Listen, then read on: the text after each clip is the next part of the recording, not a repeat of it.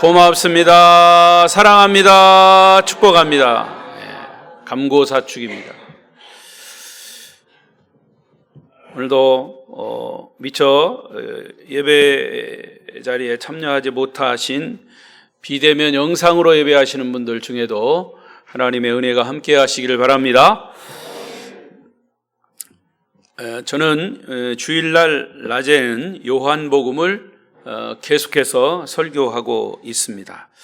벌써 1년이 넘었네요. 요한복음 1장 설교를 시작한, 주일 낮에 시작한 것을 제가 보니까 1년이 지났습니다.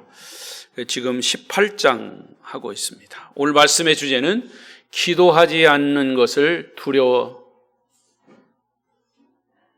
이거 아까 고쳤는데 왜 틀렸어 또? 왜 이게 나와? 아까 고쳐졌는데. 자, 주보에 있는 대로 기도하지 않는 것을 두려워하라. 시작. 한 번 더. 기도하지 않는 것을 두려워하라.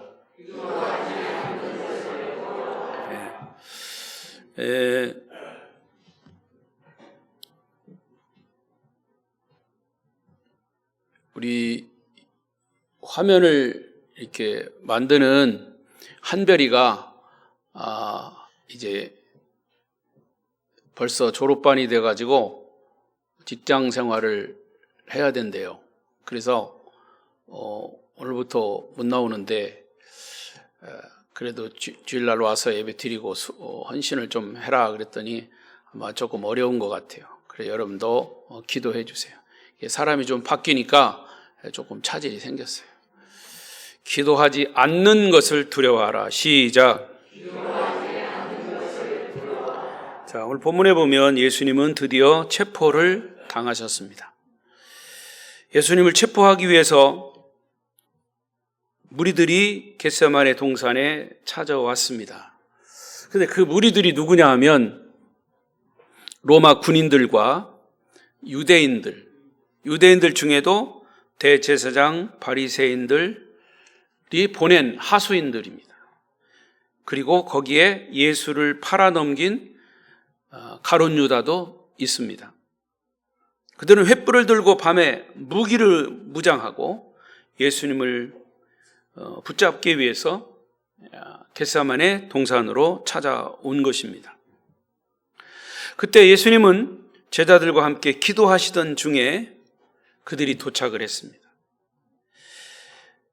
그리고 제자들과 물리적인 충돌이 일어났습니다. 그 물리적인 충돌은 예수를 붙잡는다는 상황에서 베드로는 순간적으로 예수님을 방어하기 위해서 칼을 가지고 대제사장 종 말고의 귀를 잘라버립니다. 그 장면을 여러분 잘 아시죠? 그러자 주님은 말고의 귀를 다시 붙여주시면서 베드로에게 칼을 집에 꽂으라고 말씀하시고 칼을 쓰는 자는 칼로 망한다. 그렇게 말씀을 하셨습니다. 주님은 로마 군인들과 유대인의 하수인들에 의해서 이제 결박을 당하시고 빌라도 법정으로 가야 함에도 불구하고 빌라도 법정으로 가지 않고 대제사장 안나스의 집으로 끌려가셨습니다. 자, 오늘 본문의 12절부터 14절까지입니다. 읽어보십시다. 시작. 이에 군대와 천부장과 유대인의 아랫사람들이 예수를 잡아 결박하여 먼저 안나스에게로 끌고 가니 안나스는 그 해의 대제사장인 가야바의 장인이라. 14절. 가야바는 유대인들에게 한 사람이 백성에 의하여 죽는 것이 유익하다고 권고하던 자더라. 그 당시 대제사장은 누군가 한 사람이 이스라엘 백성들을 위해서 희생해야 백성들에게 유익하고 백성들이 안전하다라고 하는 생각을 가지고 있었습니다. 그래서 그들의 명분을 세우기 위해서 두 가지 재판을 받게 합니다. 그러니까 예수님이 받은 재판은 두 가지예요. 첫째는 종교 재판입니다. 이 종교 재판을 정식으로 받으려면 예수님은 로마 법정으로 가야 합니다. 하지만 대제사장 안나스에게 먼저 끌려가서 신문을 받고 묶인 채로 가야바의 집들로 다시 끌려가셨습니다. 이것은 유대인들이 예수님께 종교 재판을 하기 위한 하나의 명분을 세우기 위한 것이었다. 뿐만 아니라 대제사장 안나스의 집으로 끌려가실 때는 우리가 상상할 수 없을 정도로 육체적인, 정신적인 고통을 당하십니다. 그 육체적인 고통이라고 하는 것은 그야말로 채찍에 맞으시는 거예요. 패션 오브 크라이스트라고 하는 그런 영화를 여러분도 아마 보셨을 겁니다. 거기에 예수님이 채찍에 맞으시는 것은 가죽 채찍을 맞고 가죽 채찍 끝에 납을 달합니다. 납을 그냥 다는 게 아니라 갈고리처럼 달아서 이제 사람 몸을 치면 그 갈고리가 사람 몸을 뜯어 찢겨 나오는 거죠. 그런 채찍입니다. 그런 채찍에 맞으시는데 여러분 졸음이 옵니까? 생각해 보십시오. 엄청난 그건 고통입니다. 그리고 정신적 고통, 그건 뭐냐? 가면서 주님이 끌려가시면서 곱게 간 것이 아니라 주위에 있는 사람들 침을 뱉고 욕설, 육체적인 폭력, 언어적 폭력을 가하는 것입니다. 그리고 또 하나 법정인 것은 재판은 법정 재판이에요. 사실 로마 법정에서는 예수가 아무 죄가 없다라고 하는 판결을 내렸습니다. 이것 또한 그들이 명분을 세우기 위한 형식에 지나지 않는 법정 재판입니다. 이 상황에서 우리는 예수님의 제자 베드로의 행동을 유심히 관찰해 보아야 합니다. 베드로는 누구입니까? 3년 동안 예수님의 제자로 훈련받은 사람입니다. 그는 인간적으로 보면 정도 많고 때로는 열정이 있고 그리고 혈기왕성한 사람, 행동을 잘하는, 행동에 앞서는 행동파 제자입니다. 자신의 목숨을 걸고 주님을 따르겠다고 큰소리 쳤던 사람입니다. 그리고 예수님이 위기를 당하셨을 때 순간적으로 칼을 빼들고 즉시 주님을 방어하는 그런 행동까지 취한 사람입니다. 이런 적극적이고 열정적이고 헌신적인 베드로가 예수님이 막상 붙잡히고 체포당하신 후에는 아주 미심쩍은 행동을 보이기 시작합니다. 베드로뿐만 아니라 다른 예수님의 12제자도, 가룟 유다는 그렇다 하더라도 다른 제자들도 평소에 자기들이 고백한 것과는 전혀 다른 행동을 보이고 있는 것이죠. 자, 마가복음 14장 50절부터 2절까지 읽어보겠습니다. 시작. 제자들이 다 예수를 버리고 도망하니라. 한 청년이 벗은 몸에 혼니부를 두르고 예수를 따라가다가 무리에게 잡히매 배 혼니부를 버리고 벗은 몸으로 도망하니라. 다른 제자들은 예수를 버리고 다 도망갔어요. 근데 거기 한 사람, 한 청년이라고 그랬어요. 이 마가복음을 누가 기록했습니까? 마가가 기록했습니다. 마가가 이것을 기록하면서 자기 이름을 거기다 쓸 수 없으니까 한 청년이라고, 이름을 밝히지 않고 한 청년이라고 기록했습니다. 그래서 성경학자들은 이게 마가다, 예수님의 마가, 제자 마가다 이렇게 밝히고 있습니다.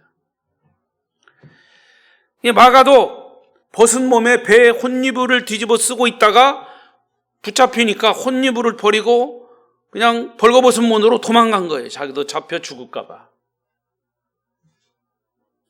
누가복음 22장 54절에 보면 베드로의 모습이 이렇게 나옵니다. 시작. 예수를 잡아 끌고 대제사장의 집으로 들어갈새 베드로가 멀찍이 따라가니라. 다만 베드로는 그 자리를 피해서 도망간 것은 아니고 그나마 양심의 가책이 되었던지 멀찍이 거리를 두고 예수님을 따라갑니다. 주님께 가까이 가자니 용기가 없고 다른 제자들처럼 도망가자니 자기가 한 말도 있고 양심이 찔려가지고 붙잡히지 않을 정도로 멀찍이 떨어져 갔다 그랬어요. 여러분, 사실 막상 그런 상황에 부딪히면 누구라도 그렇게 행동할 수 있습니다. 조금 전까지만 해도 칼을 빼들고 말거의 귀를 자를 만큼 용감했던 베드로가 갑자기 두려움에 사로잡힌 겁니다. 여러분, 우리 주변에 그런 사람들이 있어요. 믿지 않는 사람들은 그렇다 하더라도 하나님을 믿는다고 하는 사람들도 내가 확실히 믿자니 자신이 없고, 그렇다고 교회 안 가자니 벌 받을 것 같고, 교회 오긴 왔지만 항상 늦지막하게 왔다가 그저 일찍 그냥 도망가듯 가는, 아니면 예배도 참석하고 설교도 듣고 봉사도 열심히 하지만 항상 생각은 다른 데 가 있습니다. 그런 사람은 성경 중심의 삶이 아니라 자기 중심의 삶을 사는 사람들이에요. 예수를 멀찍이 따라가는 베드로를 보면서 우리는 두 가지의 모습을 추측할 수 있습니다. 하나는, 베드로는 다분히 인간적인 믿음의 소유자입니다. 그때까지만큼은. 아무리 교회를 오랫동안 다녀도 성령 받지 못하고 인간적이고 계산적인 믿음을 갖고 있으면 결정적인 순간에 믿음을 행동으로 옮기지 못합니다.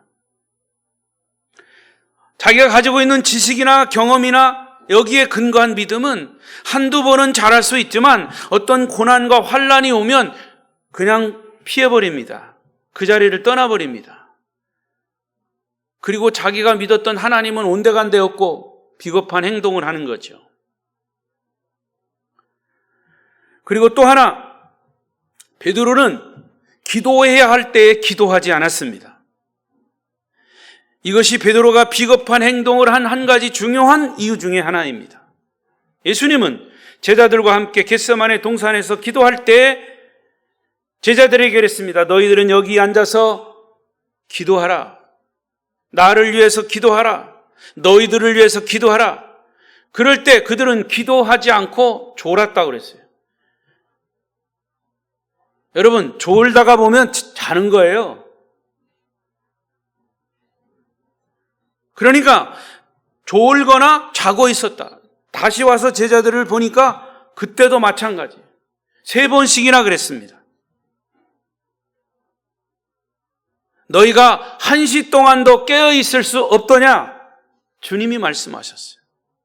자, 누가복음 22장 44절, 46절. 그런 상황 속에서 예수님은 어떤 모습이셨습니까? 시작. 예수께서 힘쓰고 애써 간절히 기도하시니 땀이 땅에 떨어지는 핏방울 같이 되더라. 기도 후에 일어나 제자들에게 가서 슬픔으로 인하여 잠든 것을 보시고 이르시되 어찌하여 자느냐? 시험에 들지 않게 일어나 기도하라 하시니라. 할렐루야. 이 말을 뒤집어 보면 기도하지 않으면 시험에 든다 그 말이에요. 주님은 제자들에게 시험에 들지 않게 기도하라고 하셨어요. 그리고 히브리서 5장 7절에는 이런 말씀이 기록되어 있습니다. 시작. 그는 육체에 계실 때에 자기를 죽음에서 능히 구원하실 이에게 심한 통곡과 눈물로 간구와 소원을 올렸고 그의 경건하심으로 말미암아 들으심을 얻었느니라. 여러분, 언뜻 듣기에 예수님이 심한 통곡과 눈물로 기도하셨다는 말씀이 잘 이해가 안 되실 거예요. 아니, 예수님 하나님이신데 그렇게 기도하실 필요가 있냐? 하지만 예수님도 육신을 입으신 분이세요. 십자가를 진다라고 하는 것은 엄청난 고통임을 이미 아셨습니다. 그렇기 때문에 그는 하나님께 기도하지 않을 수 없었습니다. 얼마나 그것이 고통스러운지 할 수만 있으면 이 십자가를, 이 잔을 피하게 해달라고 그랬어요. 그러나 마지막에는 그것이 내 뜻대로가 아니라 아버지의 뜻, 하나님의 뜻대로 해달라고 그렇게 기도를 하신 거죠. 예수님의 이 통곡은 물론 땀방울이 핏방울이 되도록 기도하셨다고 하는데 여러분, 도전이 되시기를 바랍니다. 따라서 주님은 무장한 군인들이 떼를 저 붙잡으려고 하고 큰 고난이 부딪혀서 결코 흔들리지 않으시고 당당히 그들과 맞설 수 있었습니다. 채찍을 내리칠 때 그 채찍을 얼마나 고통스러운 것이지만 그러나 그것을 그대로 받으셨습니다. 욕설, 정신적인 그런 폭력 이런 것들을 다 그대로 받으셨어요. 얼마나 억울하셨을까요? 여러분, 믿음의 사람들은 항상 준비되어 있어야 할 게 있습니다. 그것은 기도입니다. 여러분의 믿음이 기도로 준비되어 있지 않으면 어떤 시련이 와도 넉넉히 이길 수 없습니다. 기도하지 않고 잠만 자고 있던 베드로의 모습을 보세요. 베드로는 주님을 멀찍이 따르다가 대제사장 집에 이르러 문 밖에 있게 되었습니다. 제사장을 아는 다른 제자를 통해서 베드로가 문 안으로 들어왔을 때 문을 지키는 여자 게지바의 여종이 베드로에게 질문을 합니다. 17절 보십시오. 시작. 문 지키는 여종이 베드로에게 말하되 너도 이 사람의 제자 중에 하나가 아니냐 하니 그가 말하되 나는 아니다. 나는 아니다. 나는 아니다. 여러분, 이게 인간의 죄성입니다. 너 잘못했지? 내가 잘못한 거 다 봤어. 그러면 대답이 뭡니까? 아이고 그래요, 내가 잘못했네, 이렇게 얘기하지 않아요. 난 아니다. 뻔히 아는데도, 증인이 있는데도 아니다는 거예요. 여러분, 요즘 텔레비 전부 그런 얘기 아닙니까? 정치하는 사람들 잘못한 거 뻔히 아는데도 아니다는 거예요. 아니다는 거예요. 그게 인간의 죄성입니다. 베드로도 마찬가지. 베드로도 평소 같아서는 이 여종의 질문을 아마도 무시해버렸을 거예요. 그런데 그 상황에서 예민해진 베드로는 당신도 예수의 제자가 아니냐? 라고 하는 질문에 갑자기 두려움과 공포에 사로잡히게 되니까 아니야, 나는 아니야. 첫 번째 부인을 합니다. 여러분, 사람은요, 한번 겁을 먹으면 두려움에 잡히게 돼요. 그리고 그 다음부터는 판단력을 잃어버려요. 베드로는 문지기 게지바의 질문을 두려워하면서 자기 신분을 숨기고 신앙 고백까지 뒤집어 버렸습니다. 주는 그리스도시요 살아계신 하나님의 아들입니다. 이렇게 고백하던 베드로, 나는 죽기까지 주님을 따라가겠습니다. 이런 베드로. 그런데 그는 게지바이가 질문하는데도 아니라고 부인합니다. 여러분, 평소에는 그 사람의 믿음이 잘 드러나지 않아요. 그런데 위기에 처하고 고난에 처하게 되면 그 사람의 믿음의 진가가 나옵니다. 우리가 가진 믿음이 진짜인지 가짜인지 알려면 어떤 고난에 처할 때 보면 금방 드러납니다. 주위에서 그 사람을 일부러는 아니겠지만 힘들게 하는 경우가 생기면 우리의 믿음이 인간적인 믿음인지 아니면 기도한 사람의 믿음인지를 볼 수 있어요. 그야말로 베드로는 창피하게도 자신의 모든 것을 적나라하게 그의 민낯이 지금 드러나고 있습니다. 기도하지 않는 자의 모습이에요. 3년 동안 주님 곁에서 열심히 훈련을 받았습니다. 기도의 훈련도 받았습니다. 주님이 나타내는 영적 능력, 기적 이런 것도 다 보았습니다. 그런데 그 결과가 지금 소용없게 된 거예요. 그 이유는 뭐냐? 그가 기도해야 할 중요한 시기에 육신이 피곤하다는 핑계로 기도하지 않고 잠만 잤기 때문입니다.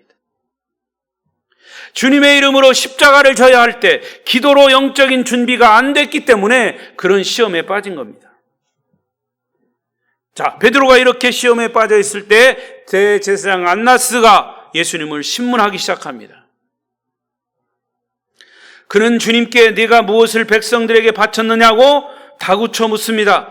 이 질문을 받은 예수님은 누구를 공격하지도 않고 억울함을 호소하지도 않았습니다. 그리고 더더군다나 두려워하지도 않으셨습니다. 주님은 이러한 태도가 어디서 나왔습니까?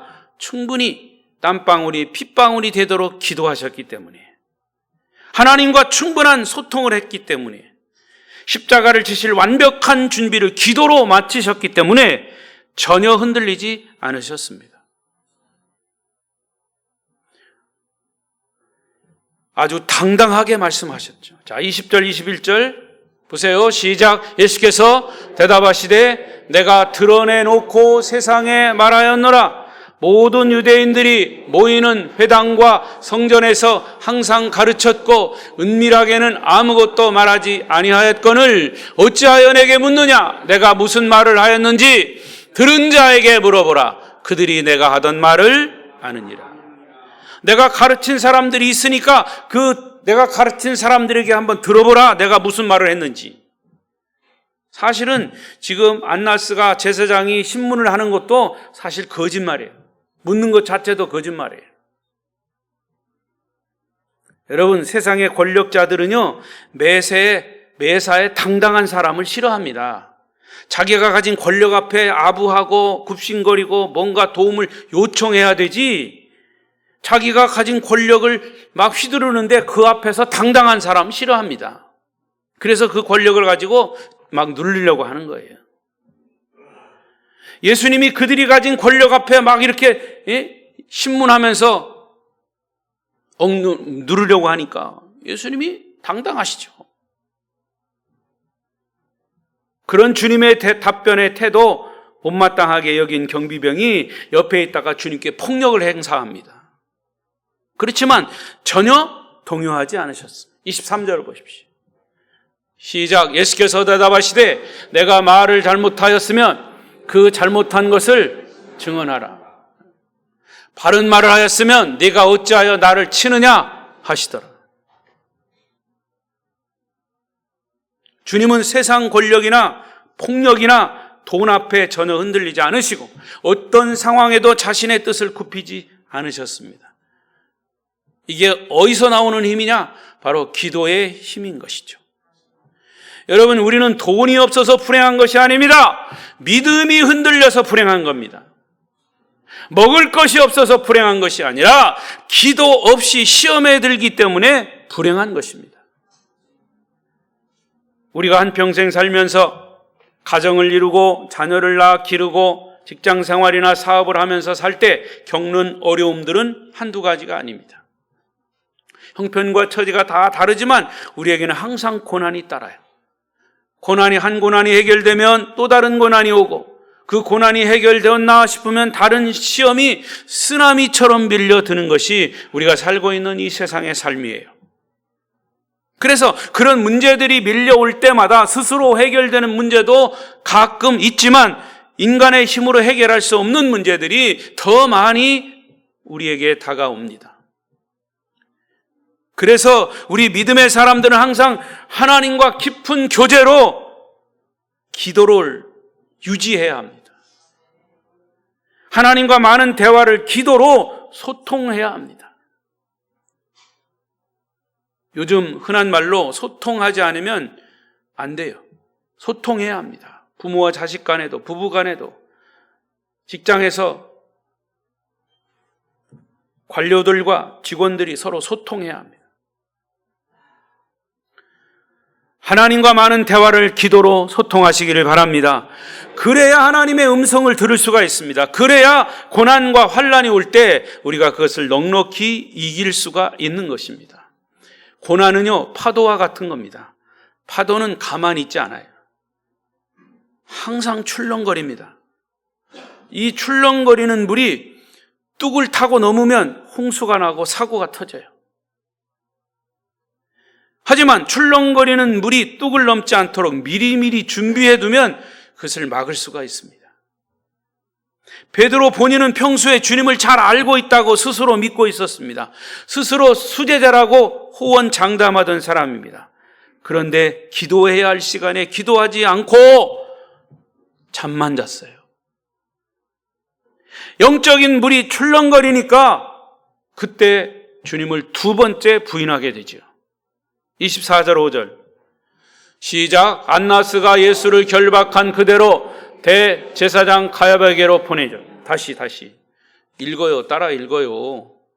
여러분 읽으면서 주의 음성을 여러분들이 듣는 겁니다. 시작. 안나스가 예수를 결박한 그대로 대제사장 가야바에게로 보내니라. 시몬 베드로가 갔어서 불을 쬐더니 사람들이 묻되 너도 그 제자 중 하나가 아니냐? 베드로가 부인하여 이르되 나는 아니라. 두 번째 아니라. 그리고 이어서 26절에 보니까 대제사장의 종 하나는 베드로에게 귀를 달린 사람의 친척이라 이르되 내가 그 사람과 함께 동산에 있는 것을 내가 보지 아니하였느냐? 이렇게 물을 때 이에 베드로가 또 부인하니, 세 번째 부인이에요. 또 부인하니 곧 닭이 울더라. 세 번째 질문과 동시에 베드로는 세 번째 주님을 부인해버립니다. 마태복음에는 예수를 저주하고 맹세하며 부인했다 그랬습니다. 여러분, 우리가 그냥 평행으로 봐도 어떻게 예수의 제자가 3년 동안 훈련받은 예수의 제자가 예수를 그렇게 저주하면서 부인할 수 있겠습니까? 저는 항상 이것을 보면서 목회를 이제 수십 년 하면서 제가 항상 하는 얘기가 있습니다. 여러분들에게도 수차례 얘기했어요. 사람은요, 어떤 사람이든 믿을 사람은 없어요. 사람은 믿을 대상이 아니고 뭐 할 대상이다? 사랑할 대상이다. 닭이 울었습니다. 종을 쳤지만 닭 소리로 들으세요. 닭이 울었어. 여러분, 이 부분을 그냥 지나치지 마십시오. 베드로가 자기 스승 예수를 3번씩 저주하고 또 저주하고 맹세하면서까지 자기 스승을 3번씩이나 부인했을 때는 사실은 마귀에게 사로잡혔을 때입니다. 자기 목숨을 지키기 위해서 안간힘을 쏟을 때입니다. 마귀에게 사로잡히면 하나님과는 전혀 상관없는 사람이 되어버려요. 그래서 교회에서 사람들이 싸우면요, 평생 풀지를 못해요. 또 얘기하지만 믿지 않는 사람들은 소주 한 잔 놓고 야 네가 잘못했다 내가 잘못했다 그래 우리 서로 화합하자 그러면 끝나는데, 예수 믿는 사람은 소주를 안 먹어서 그런지 몰라도 더 좋은 주님이 계신데도 화해를 안 해요. 화해를 안 해. 그게 왜 그런 줄 아세요? 마귀에게 사로잡혔기 때문에. 하나님을 열심히 찾던 사람이 어떤 어려움에 딱 부딪히니까, 두려움에 사로잡히니까 마귀가 그를 꽉 잡고 하나님과 전혀 상관없는 행동을 하는 거예요. 자, 그런데 이 베드로에게는 다행히도 닭 우는 소리가 들렸습니다. 닭 우는 소리에 그의 영적인 귀와 영적인 눈이 열려진 줄로 믿습니다. 할렐루야! 이 베드로에게 닭 우는 소리는 그의 인생을 180도 바꾸는 터닝 포인트, 전환점이 된 것입니다. 불과 몇 시간 전에 주님께서 베드로에게 하신 말씀이 있어요. 요한복음 13장 38절이에요. 시작. 예수께서 대답하시되 네가 나를 위하여 내 목숨을 버리겠느냐? 내가 진실로 진실로 네게 이르노니 닭 울기 전에 네가 3번 나를 부인하리라. 닭 우는 소리. 닭 우는 소리가 있기 전에는 분명히 3번 예수를 맹세하며 저주하며까지 예수를 부인했던 베드로. 부인하기까지는 전혀 예수님의 말씀이 생각나지 않았습니다. 왜? 사단이 그를 잡고 있었기 때문에. 왜? 기도할 때 기도하지 않았기 때문에. 그때까지는 그는 그 말씀을 까맣게 잊고 있었습니다. 어둠의 세력에 묶여 있었다 그 말입니다. 겟세마네 동산에서 기도할 시간에 기도하지 않고 졸거나 잠을 자고 있었기 때문이에요. 자기 자신의 자만과 교만 때문입니다. 주님은 그런 베드로의 모습을 미리 예견하신 거죠. 또 누가복음 22장 31절에 이런 표현도 있습니다. 시작. 시몬아 시몬아 보라 사탄이 너희를 밀가부르듯 하려고 요구하였다. 시몬은 베드로예요. 베드로야, 사탄이 너를 밀가부르듯 흔들어댔다 그 말이에요. 그럼에도 불구하고 베드로는 타고오는 소리를 듣기 전까지 사탄에 의해서 까불림을 당한 거예요. 흔들림을 당한 겁니다. 그러나 다행히도 타고오는 소리가 들렸습니다. 타고오는 소리가 꺾여 하고 들리니까 아차, 주님의 말씀이 생각났습니다. 타고오는 소리를 듣고 밖으로 나가서 부끄러움과 슬픔에 못 이겨서 심히 통곡을 했다 그랬어요. 여러분, 우리는 이 부분을 가룟 유다와 비교할 수 있죠? 베드로는 쓰라린 실패를 말씀을 듣고 회개함으로 용서받고 위대한 사도가 되었습니다. 그러나 가룟 유다는 자기의 잘못을 깨닫지 못하고 절망에 빠져서 자신의 목숨을 스스로 끊어버리는 죄를 범하고 말았습니다. 잘못된 선택입니다. 이것은 자기 선택의 문제예요. 예수를 믿고 구원받아 천국에 이르느냐? 내가 선택해야 돼요. 여러분이 선택해야 돼요. 예수와 상관없이 살겠다? 그러면 지옥입니다. 그것도 여러분이 선택해야 합니다. 제가 어제 잠깐 텔레비를 보다가 가마솥 찍는 사람들이 아직 있더라고요. 가마솥 있죠? 가마솥. 곰국 끓이고 이렇게 그 가마솥 부부가 같이 하는데 가마솥을 만들려면 틀이 있어요. 가마솥 틀이 있더라고. 그래 틀에다가 이제 빨간 쇳물을 붓는 거예요. 그러면 이제 그 가마솥 틀이 만들어져요. 그걸 이제 쫙 벗기고 그 다음부터 이제 잘라낼 거는 잘라내고 그 가마솥이 정말 기름지도록 계속 닦더라고요. 닦아요. 완벽한 그릇으로 만드는 거예요. 전 그걸 보면서 뭘 생각했냐면, 여러분, 하나님은 일찍이 우리 인간의 죄를 용서하기 위해서 이런 틀을 만드셨어요. 예수 그리스도의 십자가와 구원의 틀을 만드시고 우리를 수천도 되는 샘물에다가 아예 옛사람은 다 죽이고 새 사람으로 만들어요. 그리고 가지칠 거 다 가지치고 닦고 또 닦고 기름지게 해서 하나님의 사람으로 만드는 거죠. 할렐루야. 그러니까 그것은 누가 선택해야 하느냐? 내가 선택해야 돼요. 나는 그 틀과 상관없습니다. 근데 그 기술자가 그렇게 해서 힘을 들여서 만들어냈는데도 요금은 조그만한 금이 있으면 안 돼요. 깨부시는 거예요. 다시 깨서 다시. 흠이 있으면 깨부시고 다시. 여러분, 우리 인간은 죄라고 하는 흠이 있어요. 항상 틈이 있어요. 그래서 우리는 말씀으로 그 틈을 메꿔야 돼요. 성령으로 그 틈을, 금간 틈을 메꿔야 돼요. 그리고 다지고 또 다지고 또 다지고 듣고 또 듣고 이런 닭소리도 듣고 종소리도 듣고. 어느 가정에 부부 사이가 나빠질 대로 나빠진 부부가 있었어요. 성격 차이, 여러 가지 이유로 그들은 결국 시시때때로 열심히 싸웠어요. 결국 안 되겠으니까 부부가 헤어지기로 결론을 내렸습니다. 그런데 하나 있는 딸아이의 양육을 누가 할 것인가, 이게 문제가 생겼어요. 딸만큼은 내가 키우겠다. 서로 부부가 주장하면서 또 싸우는 거예요. 그래서 합의 이혼을 위해서 법정에 섰습니다. 법정에 서서도 딸 양육 문제로 서로 싸우는 거예요.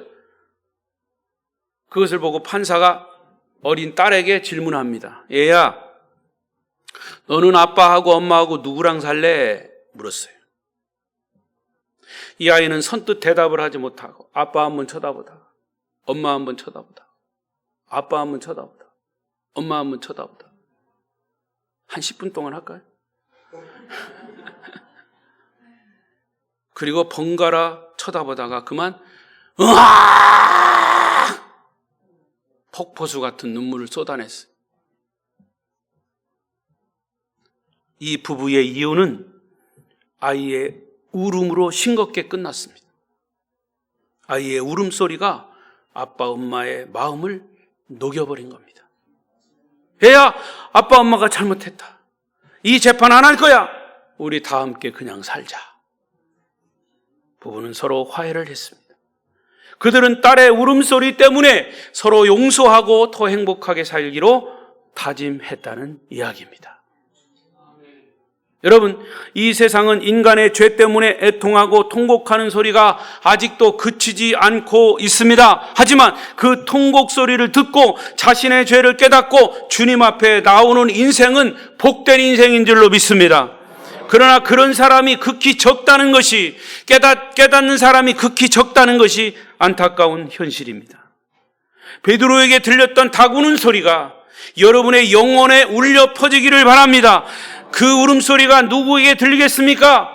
하나님과 기도로 소통하는 사람에게 들리는 겁니다. 베드로는 기도해야 할 시간에 기도하지 못했습니다.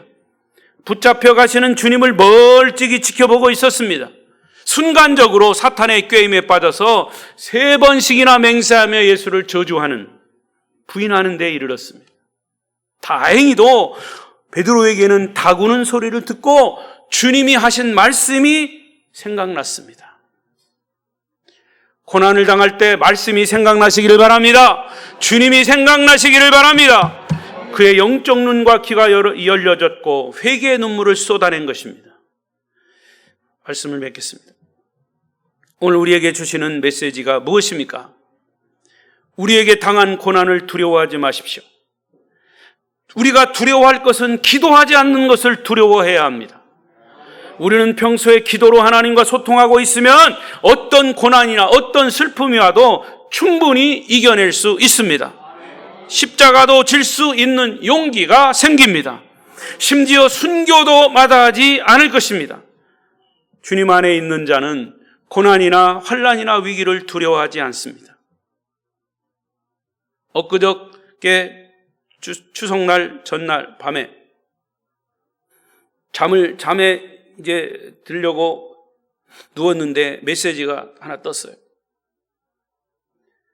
저 남아공에 있는 안성준 선교사님에 대한 메시지예요. 월요일날 갑자기 화장실에서 쓰러졌다는 거예요. 그리고 눈 밑에 열바른을 꼬매고 지금 병원에 입원했다는 거예요.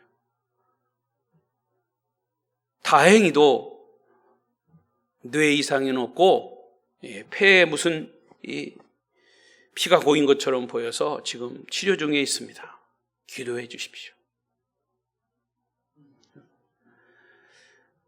여러분, 그럼에도 불구하고 그 사모나 자녀들은 다행이에요. 머리 다치지 않고. 그래도 다행입니다. 오히려 감사해야 해요.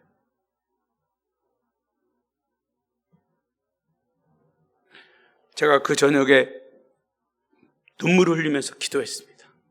하나님, 우리는 하나님을 믿어도 너무 편하게 믿어요. 내 중심으로, 내 마음대로. 선교사님은요, 언제 어느 때 그 남아공은 아주 이 병원도 응급 환자가 가서도 1시간씩 기다려야 돼요. 사진을 찍으려면요, 사람들이 줄 서가지고 어렵다는 거예요. 그 모든 상황이 어려운 거예요. 저는 오래전에 그랬어요. 이제는 10여 년 동안 선교했으니까 이제 부모 있는 한국에 와서 목회를 나머지 해라 했더니 아니라는 거예요. 그들의 눈을 보면, 어린아이들의 눈을 보면 자기를 기다리고 있고 주님을 기다리는 그들의 눈을 보면 어려운 상황이지만 거기를 벗어날 수 없다는 겁니다. 여러분, 하나님은 우리에게 고난이 닥칠 것을 아시고 기도로 준비하게 하시고 기도하는 자에게 평안을 주심을 믿습니다. 주님은 저와 여러분의 사정을 다 아십니다. 그리고 어떻게 결말이 날 것까지도 알고 계십니다. 따라서 여러분은 묵묵히 기도로 하나님과 소통하십시오. 끈질기게 주님을 의지하십시오. 결국 그 고난은 여러분에게 축복이 되었다는 것을 깨닫게 되고 그것이 바로 여러분의 간증이 될 것입니다. 로마서 8장 28절을 읽고 기도하겠습니다. 큰 소리로 여러분의 입으로 여러분의 귀에 들리도록 주님이 주시는 말씀으로 읽으십시다. 시작.